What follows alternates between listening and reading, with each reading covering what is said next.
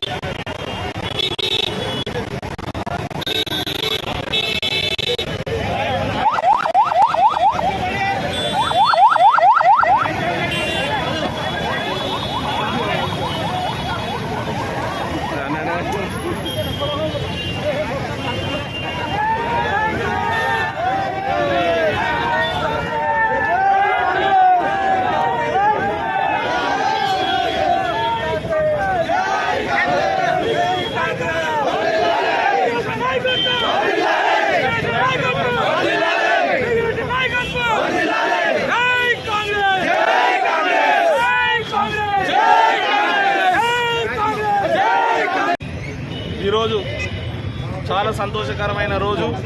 Cantonment ప్రజలు దాన్ని ఆశీర్వదించి అధికారికంగా వారికి సేవ చేసే అవకాశం కల్పించినందుకు వారికి, నాకు పోటీ చేయడానికి అవకాశం ఇచ్చిన కాంగ్రెస్ పార్టీ అధిష్టానానికి, ముఖ్యంగా మన గౌరవ ముఖ్యమంత్రి గారు రేవంత్ రెడ్డి గారికి హృదయపూర్వకంగా ధన్యవాదాలు. ఈ యొక్క విజయం కాంగ్రెస్ పార్టీది, కంటోన్మెంట్ ప్రజలది. ఏదైతే ఎలక్షన్ ముందు నేను హామీ ఇచ్చాను డెవలప్మెంట్కి, ప్రతి ఒక్క డెవలప్మెంట్ నేను ఖచ్చితంగా చేస్తానని మీ మీడియా ద్వారా ప్రజలందరికీ విజ్ఞప్తి చేస్తున్నాను.